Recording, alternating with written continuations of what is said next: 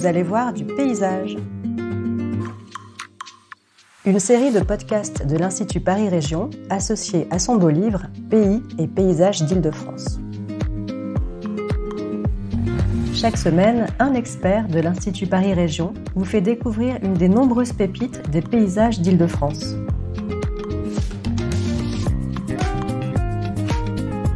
Aujourd'hui, Pierre-Marie Tricot, paysagiste et urbaniste, vous emmène à la découverte de l'éperon de Chalifert, un site singulier.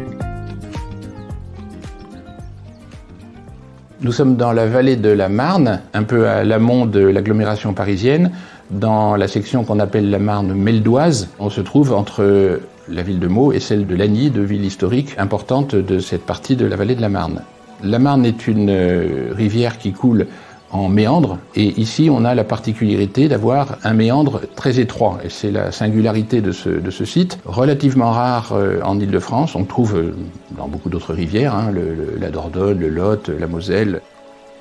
Les méandres ont toujours la particularité que l'intérieur du méandre est en pente douce, parce que c'est une zone d'accumulation des sédiments, alors que l'extérieur du méandre est en pente raide, parce que c'est une zone où la force du courant, la force centrifuge, creuse et fait un versant qui est raide.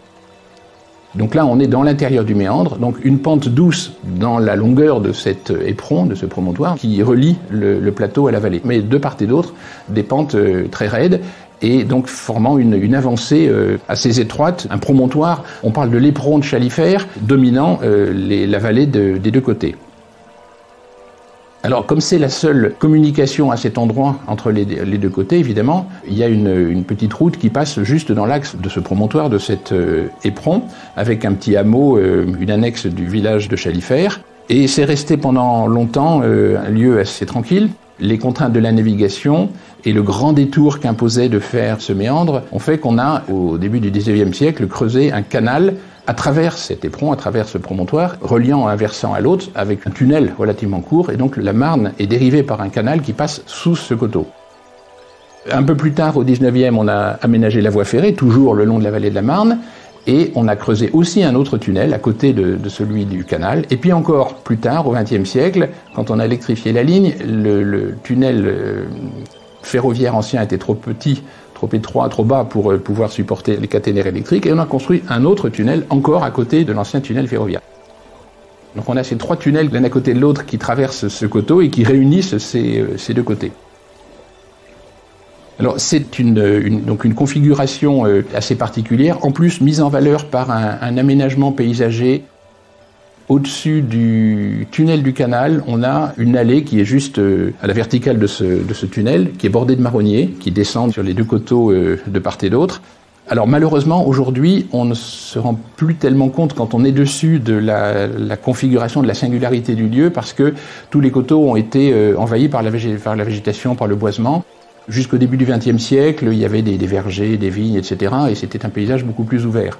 Maintenant, quand on est sur la petite route en haut du promontoire, on ne se rend pas compte de toute cette singularité. On le voit quand on est en bas dans la vallée, et on le voit aussi donc quand on arrive du nord, le long de la ligne du TGV, parce qu'on a eu à côté, ou plutôt en croisant toutes ces lignes le long de la vallée de la Marne, sont arrivées à la fin du XXe siècle un certain nombre d'autres infrastructures, et notamment l'interconnexion du TGV qui passe précisément à cet endroit-là. Et comme le promontoire était trop étroit, avec un certain nombre de maisons, au dernier moment, si on peut dire, au moment de monter sur cette côte, on aurait pu penser que la ligne du train suivrait cet espace, elle a été mise un petit peu à côté, donc il y a un viaduc, mais qui là aussi en fait ne se voit que quand on est vraiment tout près, parce que l'ensemble est très envahi par la végétation.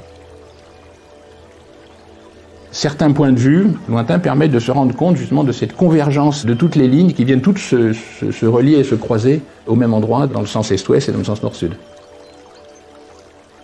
Un site qui est longtemps resté tranquille et qui a connu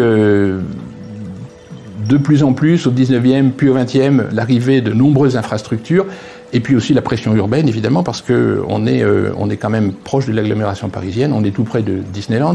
Juste au sud, sur le plateau, la ligne TGV donc, arrive sur la gare de Disneyland, et on a tout le parc d'attractions et beaucoup de développement autour qui exerce une pression foncière aussi sur l'ensemble. Mais Dans l'ensemble, la vallée de la Marne a été relativement bien préservée. Cette configuration, c'est quand même des zones très en pente, c'est très difficile à construire. En bas, on a des zones inondables, ce qui fait que malgré tout, on a eu beaucoup d'infrastructures, de choses qui ont été installées dessus, mais on peut penser que dans les années qui viennent, ce site restera comme il est actuellement.